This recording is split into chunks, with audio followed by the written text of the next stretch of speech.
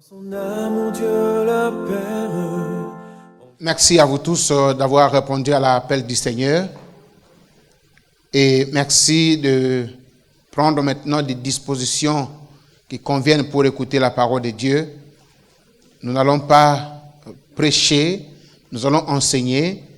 Et l'enseignement requiert la persévérance. La Bible dit, il persévérait aux enseignements des apôtres. Quand on dit qu'on doit persévérer, c'est que ce n'est pas évident, ce n'est pas facile.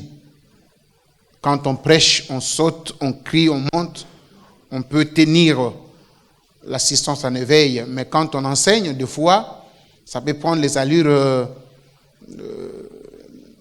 des discours ennuyeux. Mais loin de là, c'est pour notre instruction.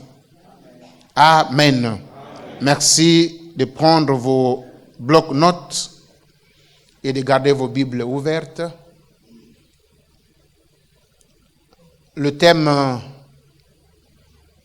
je crois que ça a été déjà annoncé depuis jeudi, l'assurance du salut. Donc ce sera une série d'enseignements sur l'assurance du salut.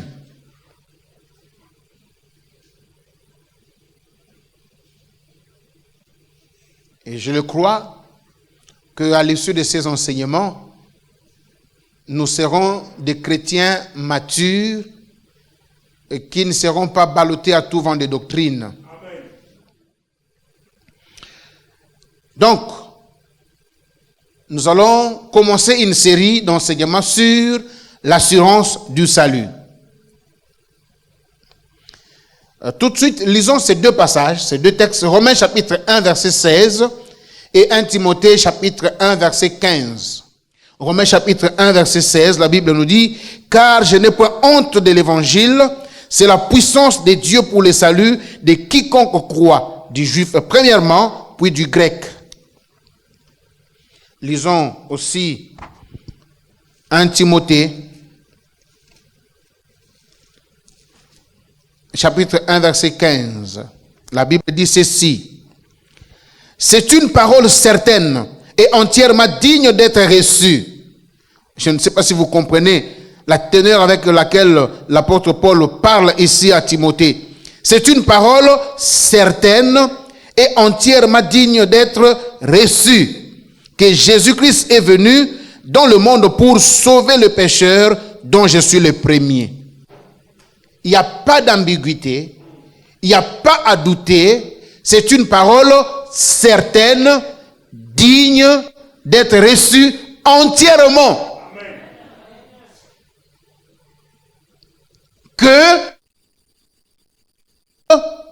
Que Jésus est venu dans le monde pour sauver le pécheur. Dieu ne joue pas, n'amuse pas à la galerie. Dieu, chaque fois qu'il pose un acte, c'est un acte mûrement réfléchi et qui demeure éternellement. Quand la Bible nous dit « Car Dieu a tant aimé le monde qu'il a donné son Fils unique, afin que quiconque croit en lui ne périsse point, mais qu'il ait la vie éternelle. » C'est que Dieu ne peut pas se détourner de cela. Et Dieu ne peut pas louper l'objectif qui s'était assigné en envoyant son Fils Jésus dans ce monde mourir à la croix de Calvaire.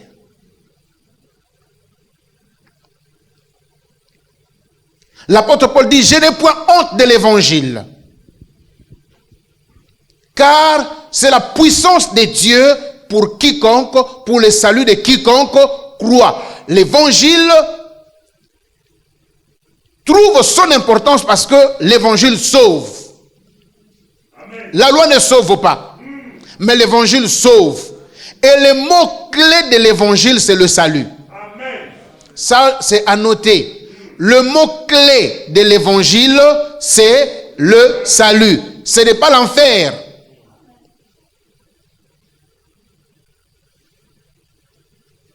Ce n'est pas le châtiment éternel. Ce n'est pas la malédiction. Ce n'est pas les envoûtements. C'est le salut. Le mot-clé de l'évangile, c'est le salut.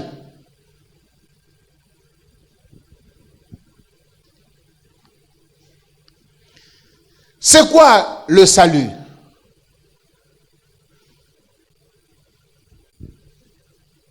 Le salut est le substantif du rachat, de la rédemption ou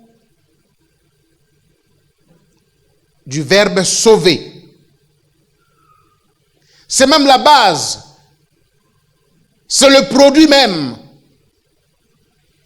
Quand on rachète, quand on fait la rédemption ou quand on sauve, la base de cette action-là, c'est quoi? C'est le salut.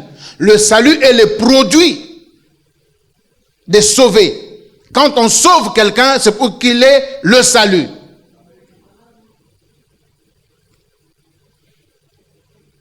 C'est comme la guérison. C'est le résultat de quoi? Du traitement. Ou de soigner. On soigne quelqu'un, on traite quelqu'un pour qu'il soit guéri. On sauve quelqu'un pour qu'il ait le salut. On rachète quelqu'un pour qu'il ait le salut. Maintenant, que ce soit dans hébreu ou que ce soit en grec, tous les mots qui se rapportent au salut expriment ou comportent l'idée de ces choses que je veux énumérer. 1. De la délivrance. 2. De la sécurité. 3. De la protection. 4. De la guérison.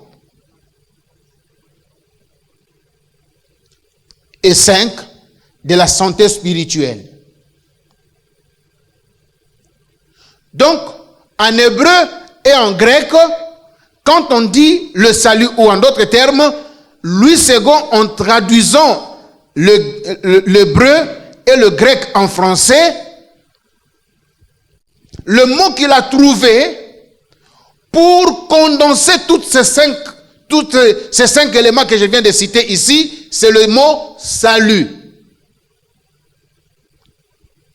Donc, en d'autres termes, quand on parle du salut, ce qu'il faut comprendre, c'est que dans le salut, il y a la délivrance, il y a la sécurité, il y a la protection, il y a la guérison et il y a la santé spirituelle. Quand quelqu'un dit « je suis sauvé » ou « Jésus m'a sauvé », il y a ces choses à l'intérieur. On peut être guéri, mais on n'est pas sauvé. On peut être protégé, mais on n'est pas sauvé. Il y a des entreprises de gardiennage ici. Ils sont là pour protéger. Mais est-ce que ceux qui sont protégés par ces entreprises sont sauvés? Il y a des hôpitaux. Nous y allons et nous trouvons des soins. Et des fois, nous sommes guéris. Est-ce que tous ceux qui sont guéris dans les hôpitaux sont sauvés? Mais celui qui vient en Christ, quand il obtient le salut, dans le salut, il y a la guérison, il y a la santé spirituelle, il y a la délivrance, il y a la sécurité.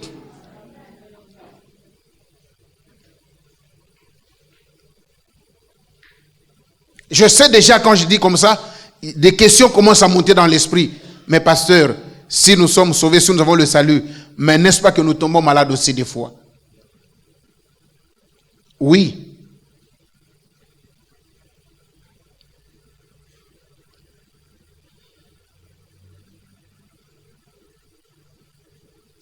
Il y a deux dimensions de maladies. Il y a des maladies que je peux dire naturelles. C'est la faiblesse du langage.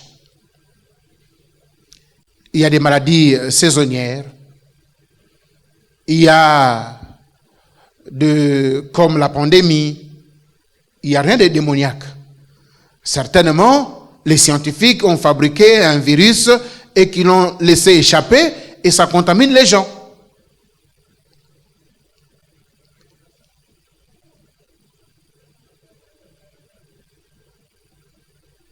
ces genres de maladies, la Bible a prévu des baumes, en d'autres termes, des médicaments. Quand on va à l'hôpital, on se fait soigner, on peut être guéri. Mais il y a une autre dimension. Des maladies où les démons interfèrent. Un autre homme de Dieu a dit les maladies des autres. Nous parlerons aussi de toutes ces choses.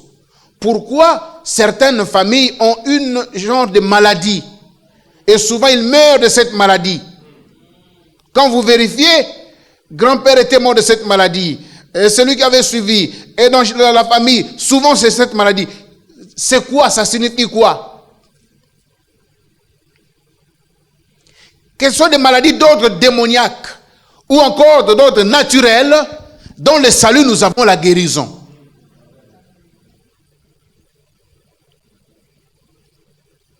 La Bible dit une chose, que celui qui est malade appelle les anciens de l'église. On priera pour lui en loignant d'huile. Et s'il a commis des péchés, il lui sera pardonné. Il y a deux choses. La Bible n'a pas dit on va oindre l'huile d'onction. Ça c'est l'extrapolation. Amen. Jacques n'a pas dit que celui qui est malade appelle les anciens de l'église, on priera pour lui en loignant d'huile d'onction. Non, non. On dit seulement en loignant d'huile. Or, l'huile d'onction que Moïse avait fabriquée, ce n'était pas fait pour des guérisons. C'était fait pour la consécration et l'ordination. Amen. Mais l'huile dont Jacques parle ici, c'est le choco.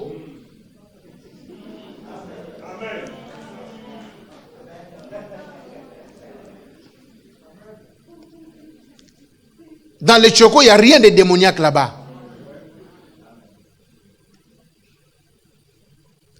Tu prends des feuilles, tu fais la décoction et tu bouillis, tu te couvres. Après un certain temps, quand tu fais comme tu sors de là, la fièvre est partie. Il n'y a rien à discuter là-bas dedans.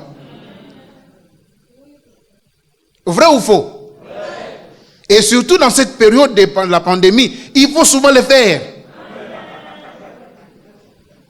Amen. Amen. Tu y ajoutes les tangawizi, tu y ajoutes les confos, voilà. Il faut le faire. Et Jésus n'est pas contre ça. Des fois, le chrétien, nous spiritualisons tout et nous trouvons les démons partout. Amen. Mais là où ça devient compliqué, c'est lorsqu'on dit, ah, on connaît une maman là-bas. Elle aussi, elle prie. Elle va faire ceci, elle va faire cela. Et quand tu y vas, elle commence à te dire, bon, moi, mes choses pour fonctionner, voilà, tu ne vas pas faire ça, tu ne vas pas faire ça. Ou encore, il faut seulement attendre vers minuit, tu fais ça.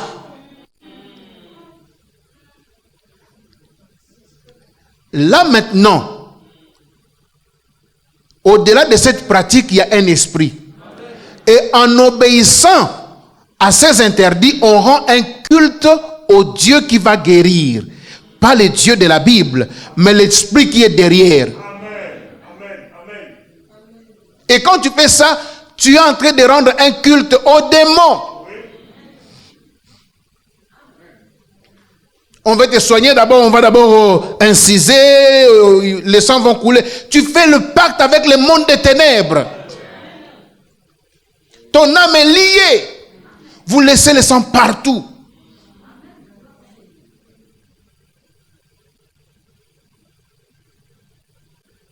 Amen.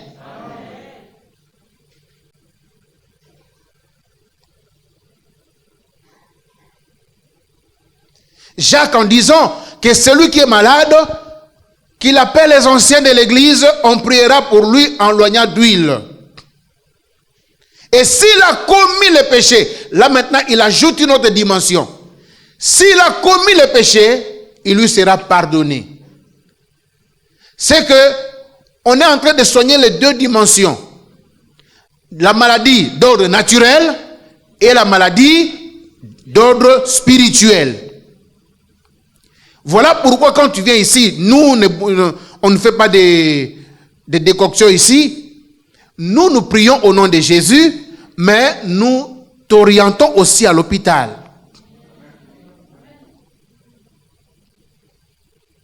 Parce que toutes les maladies ne sont pas guéries par le chocolat.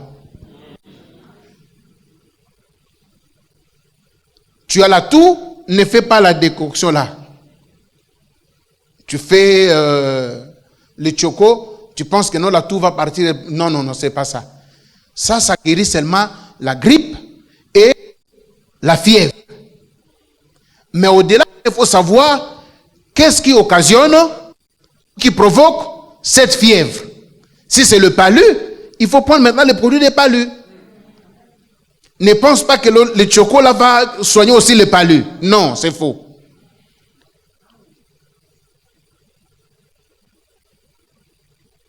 Amen. S'il a commis des péchés, ah bon, donc le péché peut ouvrir aussi une porte afin que les démons amènent des maladies. Et si tel est le cas, alors, voilà pourquoi il ajoute, confessez-vous le péché les uns les autres. Amen. Donc, la prière fervente du juste sauvera le malade. Et s'il a commis le péché, il lui sera pardonné. Voilà pourquoi on fait précéder cela par confessez-vous le péché les uns les autres. Si cette maladie est d'origine démoniaque, si tu confesses, on prie, tu seras guéri. Bien-aimé dans le Seigneur. Si c'est que la maladie que tu as, c'est parce que tu es allé consulter les démons. Parce que les gens pensent que non, consulter les démons, c'est là où les esprits parlent. Même là où on fait des incisions là, tu es en contact avec les démons. Quand une situation arrive, ça ne pourra se décompter que si tu confesses. Si tu ne confesses pas, la situation va s'empirer. Amen. Mais dans le salut, nous avons la guérison.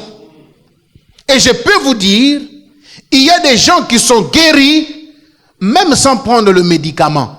Mais parce qu'il a mis seulement sa foi en Jésus, Jésus le guérit. Mais il est guéri pourquoi? Parce que dans le salut, il y a la guérison. Combien parmi nous, vous avez des gardiens? Ou des gardes du corps? Mais qui vous protège? Amen. Dans le salut, il y a la protection. Je ne dis pas que non, tu es nommé aujourd'hui ministre, on te donne des militaires pour te garder. Tu dis non, non, non, non. Moi, dans le salut, j'ai la protection. Non, tu es protégé par ta fonction et par ton rang et par ton statut.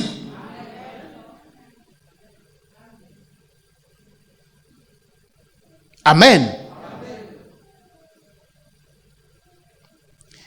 La Bible dit ceci.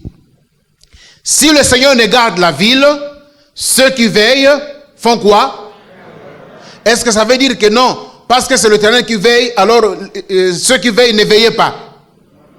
Non, on veut dire l'Éternel doit veiller ensemble avec ceux qui sont placés pour cette mission-là. En Israël, il y a des militaires.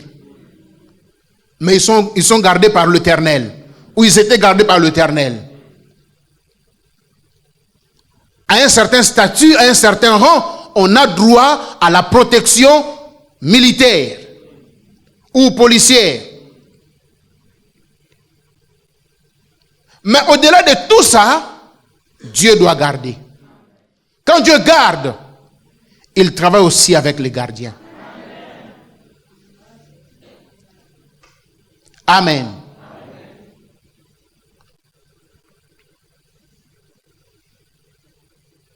Dans le salut, nous avons la sécurité. Dans le salut, nous avons la bénédiction. Dans le salut, nous avons la santé spirituelle. La santé spirituelle, c'est la vie éternelle.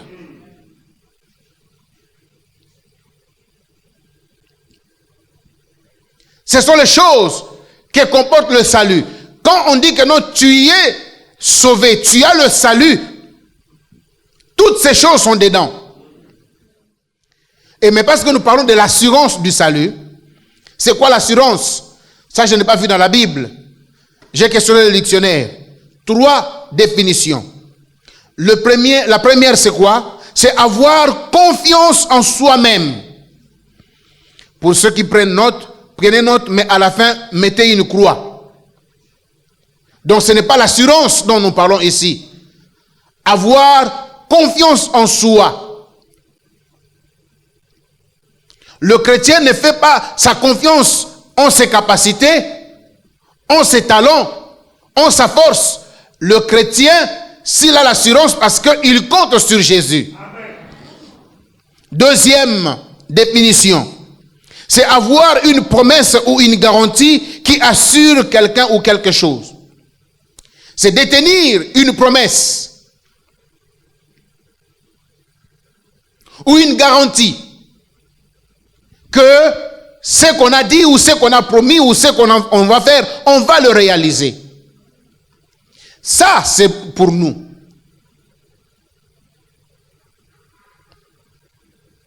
La Bible, dans 2 Corinthiens, chapitre 2, chapitre 5 plutôt, verset 5, 2 Corinthiens 5, 5, on nous parle des arts de l'esprit, c'est-à-dire des garanties que Christ a données. On dit ça, une avance. Je vous donne une avance et quand je reviendrai, c'est pour compléter la totalité ou le reste pour que la totalité vous soit donnée. Le simple fait que nous parlons en langue, le simple fait que nous avons le Saint-Esprit en nous, c'est un gage que nous sommes sauvés. Et le salut qu'il nous a promis, il va le concrétiser. Amen. Si nous avons l'assurance du salut, c'est parce que nous avons le Saint-Esprit. Celui qui a le Saint-Esprit, il a l'assurance du salut. Tu ne peux pas avoir le Saint-Esprit et commencer à douter si tu es sauvé. Amen. C'est pas possible. Et troisième définition, c'est le contrat par lequel un assureur garantit à l'assuré, moyennant une cotisation ou encore le paiement d'une somme convenue en cas de réalisation d'un risque déterminé. Je reprends.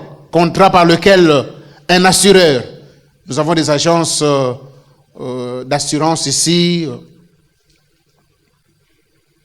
où nous avons des sociétés d'assurance. Vous connaissez leur nom. Le contrat par lequel un assureur garantit à l'assuré, moyennant une cotisation ou le paiement d'une somme convenue en cas de réalisation d'un risque déterminé. Assurance maladie, assurance je ne sais quoi, assurance de sa voiture, assurance de ses biens. L'assuré va chez l'assureur. Il donne une somme d'argent. Alors, il commence à vaquer à ses occupations. Le jour où il y a un accident, ou le jour où la maison a pris feu, il ne va pas commencer à se battre. Ou à réfléchir comment je vais faire pour réparer ma voiture. Ou comment je vais faire pour reconstruire ma maison.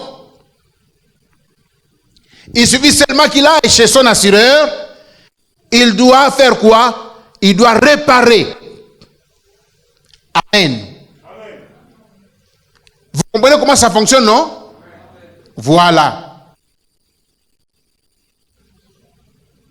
Tu donnes l'argent, mais toi tu n'es pas malade.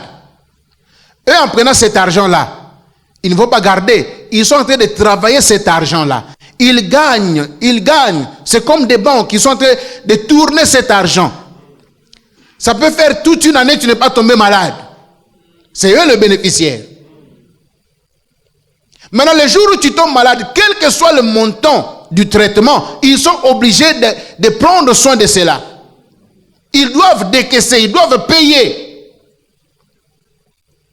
Parce que c'est eux qui t'assurent. Amen. Maintenant, l'assurance du salut ici, notre société d'assurance, c'est Jésus-Christ. Et la caution que nous avons donnée, c'est notre foi en lui.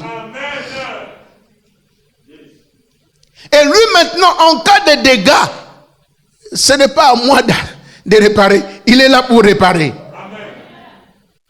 L'objectif, c'est de me maintenir en santé jusqu'à ce que Nakotakuna. Amen.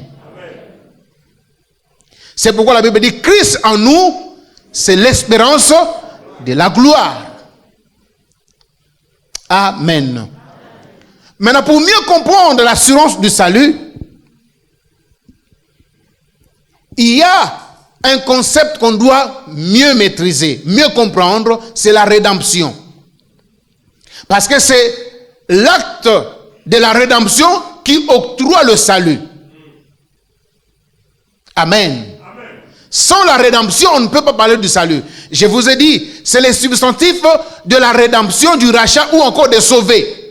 Si on est sauvé, parce que si on a le salut, c'est parce qu'on nous a sauvés. Si on a le salut, c'est parce que Christ a fait la rédemption. Il nous a rachetés.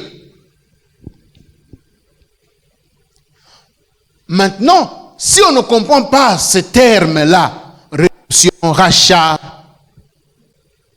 sauvé, on ne peut pas avoir l'assurance du salut. Voilà pourquoi nous avons des chrétiens aujourd'hui, ils croient, je suis sauvé, mais quand les choses tournent en vinaigre, ou quand ils tombent, ou ces derniers temps-là, il ne vient plus à l'église, il remet même en cause son salut.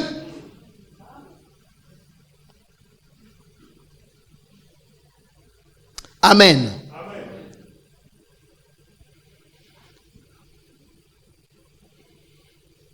Je vais nous dire une chose.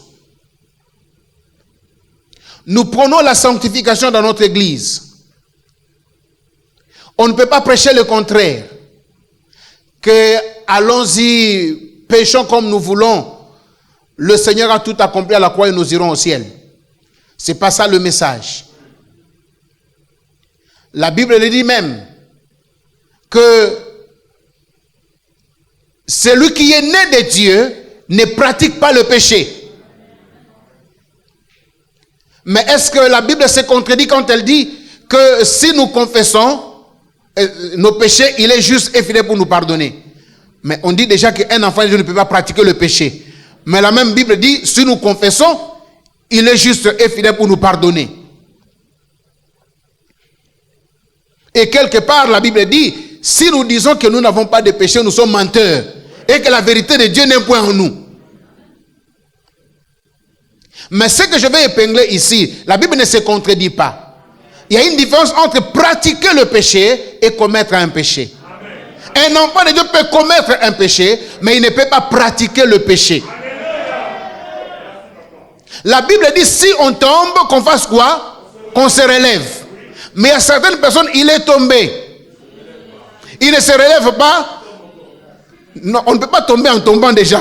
Il est déjà tombé. Mais qu'est-ce qu'il fait? Mais parce qu'il doit avancer, il se fait des roulettes. Il commence à ramper. Non, pourvu que j'arrive là-bas. Non. Il ne faut pas ramper. Amen. Quand on tombe, qu'est-ce qu'il faut faire? Il faut se relever. Se relever, ça veut dire confesser, abandonner, non, regretter, confesser et abandonner. Mais tu es là, tu es tombé et toi tu commences à ramper. Frère, comment? Ah, la chair est faible. Avançons seulement. Les autres avancent étant debout, toi tu avances étant en rampant.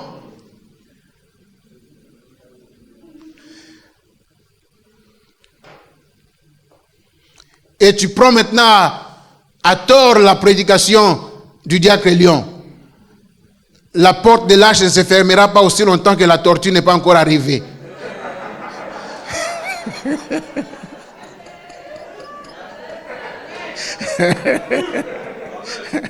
Est-ce que le diacre a dit que non, il faut ramper? Non, non, la tortue ne rampe pas.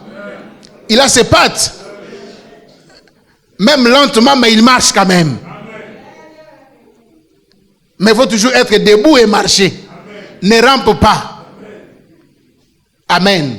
Alors, pratiquer le péché, c'est vraiment être dedans. Donc, pas de remords, on est là. Bon, c'est ça, pratiquer le péché. Mais commettre un péché, ça peut arriver de tomber, de se relever. Pasteur Wilfrid nous dit ici, souvent pendant la table du Seigneur, il se dit, même si tu as péché, ne laisse pas le diable te dominer ou te culpabiliser en disant, oh, reste seulement, toi tu avais péché, ne va pas là-bas. Non, confesse. Et puis, relève-toi et viens participer. Bien-aimé, Dieu pour nous pardonner, il n'y a pas un processus. Bon, tu as confessé, d'accord. Ok, je me donne une semaine pour te pardonner. Non, non. Si nous confessons, il est juste et fidèle pour nous pardonner. Vous savez, Dieu n'est pas un homme. Amen. Dieu n'est pas un homme. Est-ce que tu peux dire à quelqu'un qui est à côté de toi, Dieu n'est pas un homme? Ça veut dire quoi? Si je fais du mal à Chadon, aujourd'hui, ah, pardonne-moi mon frère, il pardonne. Demain, je fais encore. Ah frère, toi-même tu comprends que je ne suis qu'un humain. L'erreur est humaine. Pardonne-moi, il pardonne. 3, 4, 5 fois. Quand je reviens encore, le frère dira, frère, ça fait 5 fois. Il va commencer à compter.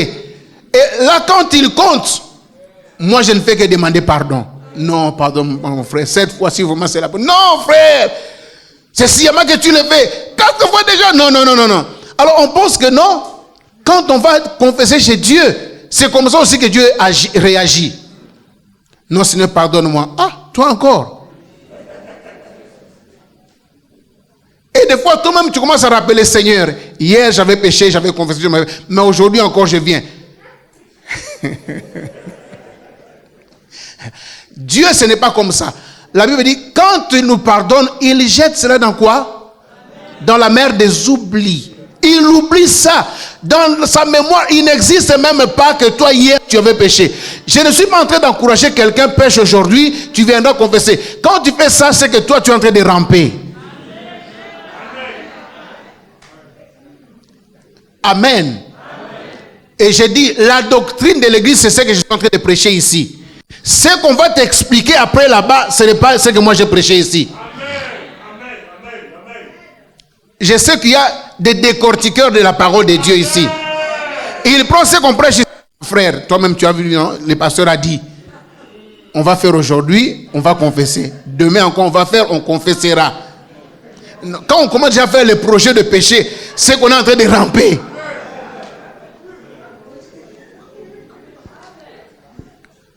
Là, j'avance. Les autres font le projet de construire des maisons, d'évangéliser, de gagner les âmes. Toi, tu fais le projet de péché.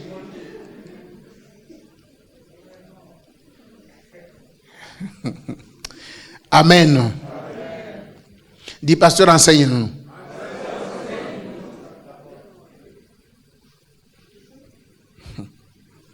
Donc,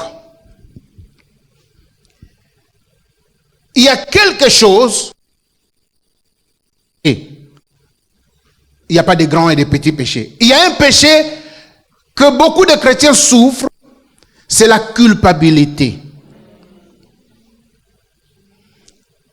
Est-ce que je peux choquer quelqu'un? Depuis que Jésus avait versé le sang sur la croix de Golgotha, jusqu'à aujourd'hui, la route qui permettait au diable d'accéder à la présence de Dieu et accuser le saint a été barricadée.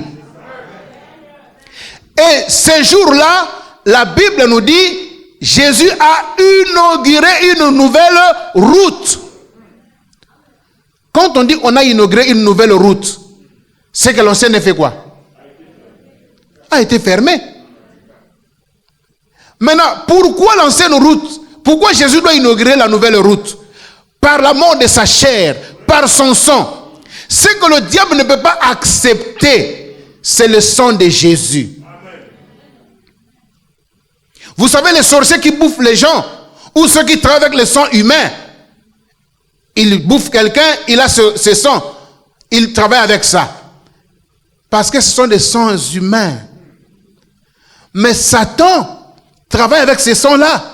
Mais un jour, il pensait que non, en Jésus, comme Jésus avait aussi pris la chair humaine, il pensait que le sang qui était en Jésus, c'était aussi le sang humain. Il pensait que c'est le sang d'Adam. Mais quand il fait couler ce sang à la croix de Golgotha, il pensait avaler, mais quand il met dans sa bouche, tout était abîmé en lui. Il a vomi ça et plus jamais Satan ne peut accepter de toucher le sang de Jésus. Là où il y a le sang de Jésus, Satan fuit de loin. Or, si nous accédons à la présence de Dieu, c'est par le sang de Jésus. Si nous entrerons au ciel, ce n'est pas parce que nous sommes bons ou nous faisons de bonnes choses, mais c'est à cause du sang de Jésus. Or, par le sang de Jésus, Satan ne peut pas passer là-bas. Donc, Satan ne nous accuse plus. Lisez bien Apocalypse 12 à 13. Celui qui accusait nos frères, c'est conjugué à l'imparfait. Celui qui accusait nos frères, il a été précipité. Qui a été précipité? Lui qui faisait quoi? Lui qui accusait nos frères. Il n'accuse plus. Mais il a trouvé la stratégie. Cette fois, ce n'est plus devant Dieu qui nous accuse. C'est dans notre propre conscience qu'il vient maintenant nous accuser. Or, la Bible dit, tout ce qui n'est pas le fruit de la conviction est un péché. Donc, il te pousse toujours à être pécheur devant Dieu. Même quand tu confesses, toi, tu n'es pas convaincu que Dieu t'a pardonné. Mais parce que tu n'es pas convaincu, tu pêches. Cette fois-ci, le péché, ce n'est pas l'acte que tu veux poser, mais c'est la culpabilité que tu entretiens en toi. Est-ce que je parle à quelqu'un? L'assurance du salut. Il faut comprendre et cerner ce concept. La rédemption. Vous irez lire à la maison. Lisez, parce que mardi nous reviendrons sur ça. Lévitique chapitre 25, verset 47 à 49. Lévitique 25, 47 à 49. Allez lire ça à la maison. Au besoin, lisez même tous les chapitres 25, parce que ça nous parle du rachat. Mais le verset 49, on nous dit que à partir du verset 47, on nous dit si quelqu'un, un frère, ton frère devient pauvre au point qu'il se vend auprès d'un étranger, il faut maintenant un proche parent pour le racheter. S'il n'a pas le proche parent, il doit attendre au jubilé, soit 50 ans après, pour qu'il se défait du joug de son maître. Mais s'il a un proche parent, un frère, un cousin, un neveu, je ne sais qui, celui-là viendra et va calculer le nombre d'années qu'il a déjà fait et le reste d'années pour payer maintenant le reste, et il va délivrer son frère. Celui-là, on l'appelle Goël en hébreu. Goël. Goël, c'est celui qui a le droit de rachat ou celui qui paye les prix pour te délivrer, pour te racheter. Ça, c'est dans l'Ancien Testament. Maintenant, dans le Nouveau Testament, la rédemption ou le rachat, c'est ce qu'il y a, c'est le développement maintenant des bourses que nous avons aujourd'hui, des places boursières, où on calcule des valeurs de choses. Aujourd'hui, c'est monté, non, c'est baissé, c'est comme... C'est depuis les temps anciens, avec la vente aux enchères. Comment ça s'est passé? Tu viens le matin, tu as ta chèvre, ton mouton, je ne sais quoi encore, ou un bijou. Tu viens au marché. Tu te mets là. Si c'est un cabri, tu l'attaches. Et tu as la corde entre tes mains. Elle est là.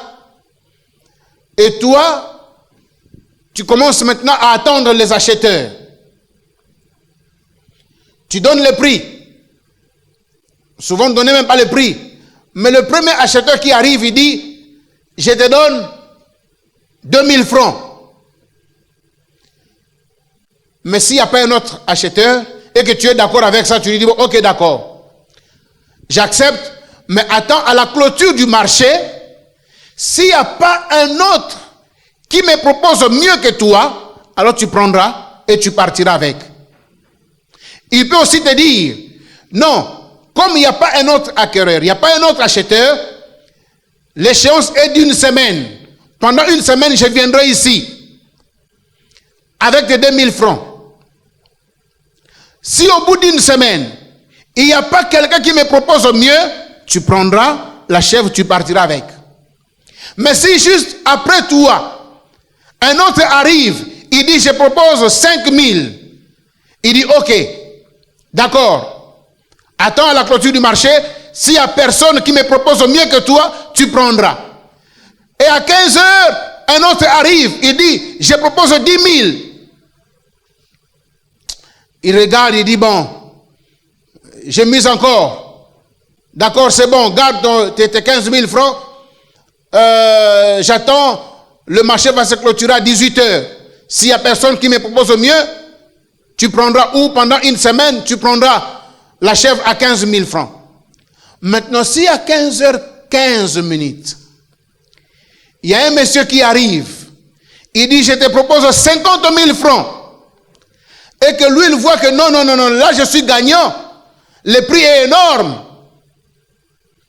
Qu'est-ce qu'il fait? Avant même la clôture du marché, il donne la chèvre à celui qui a donné 50 000 francs. Il prend les 50 000 francs, maintenant il prend les 2 000 francs, les 5 000, il vous rembourse votre argent et lui il part avec ses 50 000 francs. Voyez-vous comment ça s'est passé? Voyez comment la vente ça s'est passé? C'est ce qui a pris de l'ampleur jusqu'à devenir la vente aux enchères aujourd'hui. Amen. C'est comme ça que l'apôtre Paul dit, je veux bien, le mal que je déteste, c'est ce que je fais. Le bien que je veux, je ne le fais pas. Pourquoi? Parce que j'ai été vendu au péché. Maintenant, celui qui vient t'acheter à un grand prix, qui t'enlève de là, on l'appelle le rédempteur, celui qui a le droit du rachat. Il te rachète à un grand prix. Il faut qu'il donne un prix que l'autre ne peut pas donner. C'est-à-dire, après lui, personne ne peut miser mieux que lui. Alors, la marchandise peut aller. Amen. Est-ce que quelqu'un comprend? Amen. Nous allons déjà bientôt clôturer. La suite, ce sera mardi et jeudi. Maintenant, j'ai besoin de votre attention, s'il vous plaît. Lisons Romains chapitre 3, versets 21 à 24.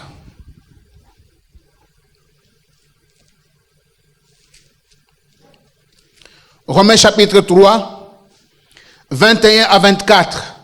La Bible dit ceci. Mais maintenant, sans la loi est manifestée la justice de Dieu, à laquelle rendent témoignage la loi et les prophètes. Justice de Dieu par la foi en Jésus-Christ pour tous ceux qui croient. Il n'y a point de distinction, car tous ont péché et sont privés de la gloire de Dieu. Verset 24. Et ils sont gratuitement justifiés par sa grâce, par le moyen de la rédemption qui est en Jésus-Christ. Gratuitement, nous sommes sauvés par la rédemption qui est en Jésus-Christ. En d'autres termes, le prix que Jésus avait donné jusqu'à aujourd'hui, personne n'a proposé mieux que lui. Alors aussi longtemps qu'on ne proposera pas mieux que Jésus, nous sommes déjà sauvés. Le jour où tu apprendras qu'il y a un sang plus que le sang de Jésus, commence maintenant à douter de ton salut. Mais si il n'y a pas un sang plus précieux, plus saint que le sang de Jésus, crois à ton salut. Que le diable ne te tourmente pas, que le diable ne t'effraie pas. Tu es sauvé, tu es enfant de Dieu.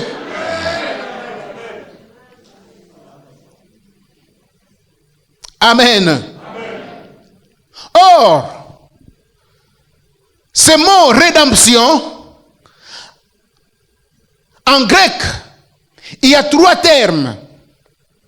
Trois termes que Louis II a traduit par rédemption. C'est comme l'esprit, non? Je vous avais dit, en hébreu, l'esprit c'est quoi? Pneuma. Ok? Pneuma. Le vent, c'est quoi? Pneuma. Le souffle, c'est quoi? Pneuma. Maintenant, si toi tu ne connais pas, tu vois maintenant, là où on parle de vent, tu dis l'esprit, et là où on parle de l'esprit, tu dis le vent ou le souffle. Parce que tu ne comprends pas dans le contexte. Voilà pourquoi il faut d'abord connaître les concepts et puis les traduire dans son contexte. Amen.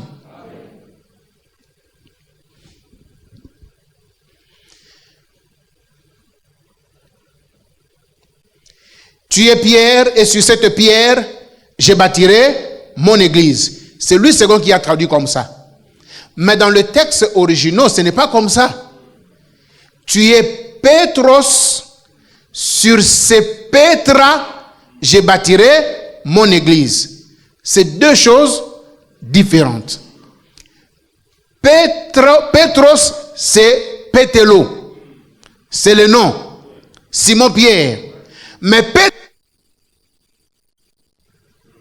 voilà pourquoi, à part Louis II, il y a d'autres versions.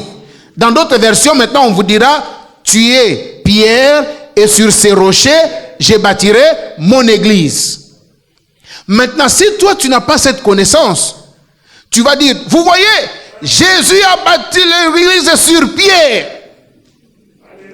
L'apôtre Pierre n'est pas n'importe qui. L'église est sur lui. Oh. Donc, il y a un problème de traduction. Aussi avec le mot rédemption. Louis II n'a pas trouvé deux mots ou trois mots pour expliquer dans chaque contexte dont on parle. Mais, le premier contexte d'où on emploie le mot rédemption ou rachat, c'est agorazo. Agorazo. Donc, A-G-O-R-A-Z-O. Le O là, tu mets l'accent. Agorazo.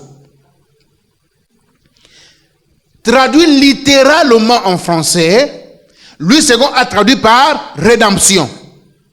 Mais sa traduction littérale, ça veut dire quoi? Ça veut dire acheter quelque chose au marché.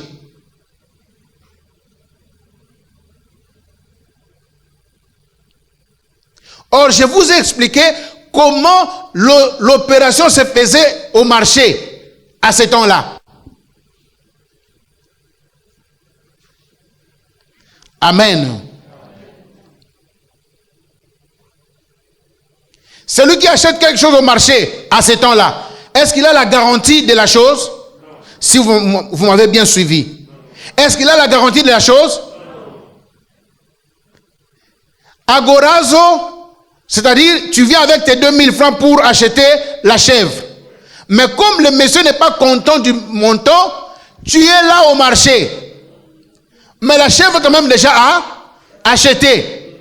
Mais si jamais quelqu'un vient proposer plus que toi, lui il prend, il part. On te restitue tes 2000 francs. Pardon. Donc, agorazo, c'est acheter quelque chose, mais dans le marché.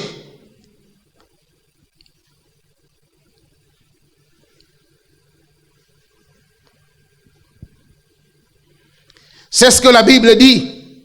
Pourquoi la Bible dit ça? Parce que nous étions vendus au péché. Vendus au péché. Si la colère veut t'exploiter, il t'exploite. Après, c'est l'impudicité. Après, c'est je ne sais quoi. Chaque péché qui veut entrer en toi, faire son travail, il fait comme il veut. Parce que tu es vendu.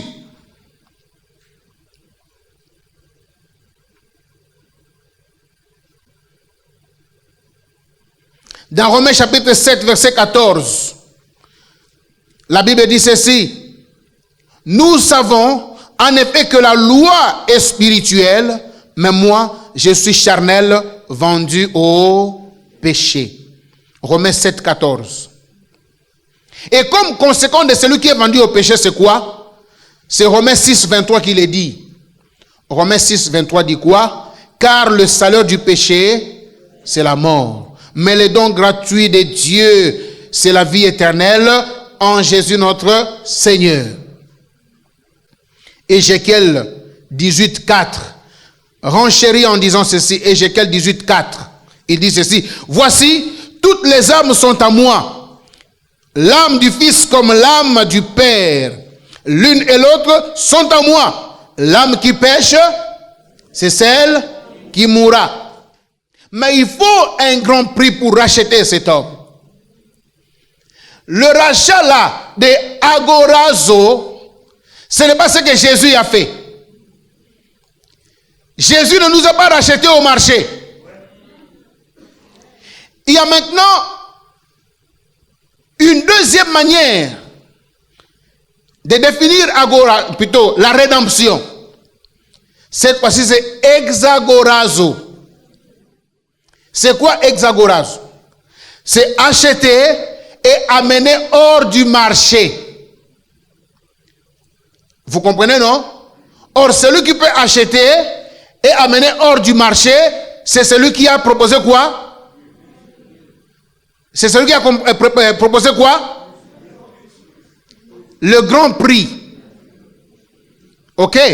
Si tu proposes le grand prix, alors tu as droit de prendre la marchandise, de l'enlever au marché. Quand on enlève la marchandise au marché, ça veut dire que la marchandise est soustraite à toute forme de transaction. On ne peut plus négocier cette chose-là. On ne peut plus marchander le produit. Entre agorazo et exagorazo, qu'est-ce que Jésus a fait? Il y a une écriture qui l'atteste? Oui. Lisons Colossiens. Chapitre 1, verset 13. Est-ce nous pouvons tous lire? Mais je préfère qu'on commence à partir du verset 11 pour qu'on comprenne mieux. Mettez 11, mais le verset de base c'est 13. Allons-y. Fortifiez à tous égards par sa puissance glorieuse, en sorte que vous soyez toujours et avec joie, persévérants et patients. Rendez grâce au Père qui vous a rendu capable d'avoir part à l'héritage des saints dans la lumière, qui nous a délivrés de la puissance des ténèbres et nous a transportés dans le royaume du Fils de son amour. Voilà Exagorazo. Non, il mérite mieux, il mérite mieux, il mérite mieux. Il mérite mieux. Notre Rédempteur, il nous a exagorazo. Il nous a exagorazo. Il ne nous a pas agorazo. Il nous a exagorazo. Après nous avoir sauvés, il nous a transportés. Il nous a enlevés dans les ténèbres. Il nous a enlevés dans le marché. Il nous a amenés dans le royaume de son Fils, où personne ne peut nous marchander. Personne ne peut proposer encore un prix. Alléluia. Vous connaîtrez la vérité. Merci, nous pouvons répondre nos places. Que personne ne vienne te tracasser. Toi, tu iras en enfer. Toi, tu... Non. Comment si nous... Vous avez vu la conjugaison? Remettez verset 13. Lisons. Qui nous a...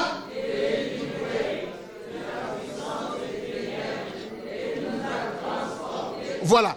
Mais comment s'il nous a déjà délivrés et nous a déjà transportés? Où c'est? À Brazzaville?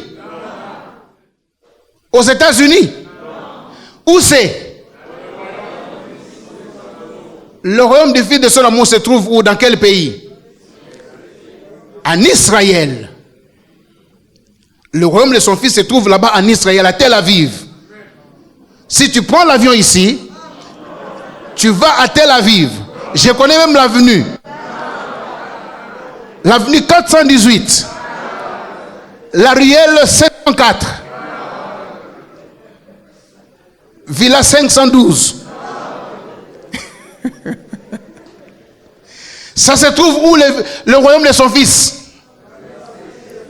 Dans les cieux. Comment voulez-vous? Il nous a déjà transportés là-bas. Et après...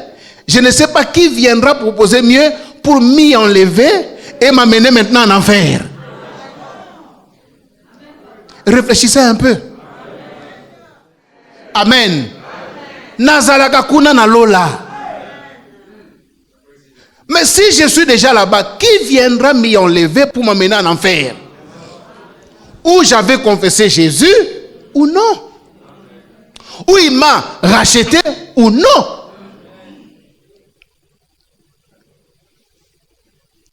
Quand tu marches avec cette assurance, le diable et les démons ne peuvent jamais se jouer de toi. Même ta perception de voir les choses du monde changera. Même ton comportement vis-à-vis des choses de ce monde changera. Tu vivras, tu trouveras que non, tout est éphémère, tout est aléatoire. Nazui n'allié. Nazui te. Nazalakakuna.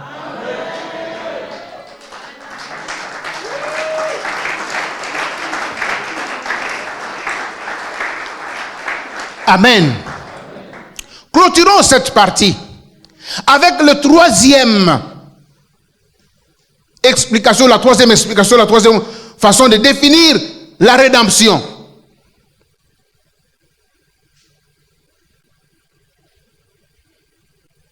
Avant de prendre la troisième, lisons ce passage très important, Galates 3:13. Galates 3:13. Ok. Christ nous a rachetés de la malédiction de la loi, étant devenu malédiction pour nous, car il est écrit maudit. Maudit qui? Toi, tu es pendu au bois? Maintenant, celui qui va te maudire, et tu as peur de la malédiction, il nous a délivrés de quoi? Il nous a rachetés de quoi? De la malédiction. mais si yo ba délivrance au kindako ko lukawana.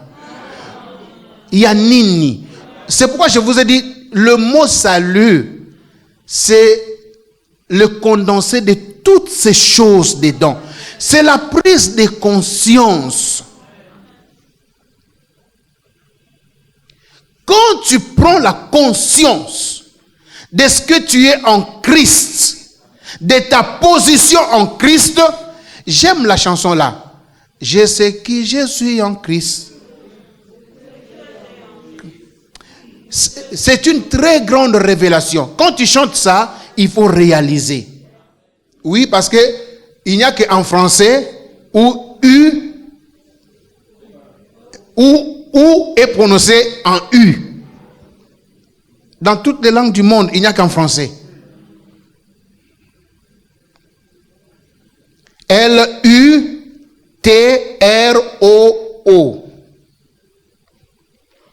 Lutro. Son verbe c'est lutrosis. L-U-T-R-O-S-I-S.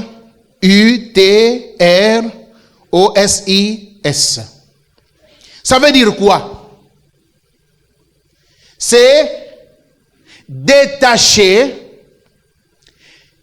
virgule, déballer ou rendre libre.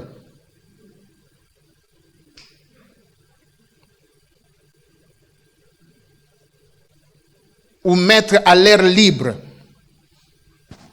C'est ça. L'outro. Détacher, déballer ou rendre libre. Ça peut arriver. J'ai acheté le mouton au marché. Mais le mouton là ne sera pas comme ça. Si tu le laisses comme ça, il va fuir, n'est-ce pas? On lui met la corde au cou, il est attaché, et quand tu achètes, on te donne la corde, et tu tires ton mouton jusque chez toi à la maison. C'est à toi maintenant. Tu es libre de l'attacher ou de le détacher et de le laisser dans l'enclos. Quand on dit déballer, ça veut dire quand tu achètes quelque chose dans la boutique, dans le magasin, c'est dans un emballage, soit dans un carton. Tu as acheté un poste téléviseur, c'est dans le carton. Tu amènes ça à la maison, tu déposes. Et si tu veux voir les images, tu laisseras dans le carton. Si tu veux admirer la beauté de ton poste téléviseur, de ton plasma, qu'est-ce qu'il faut faire? Il faut déballer. Ça, ce n'est pas l'affaire du vendeur. C'est la responsabilité de qui? De l'acheteur. D'aucuns ne brillent pas.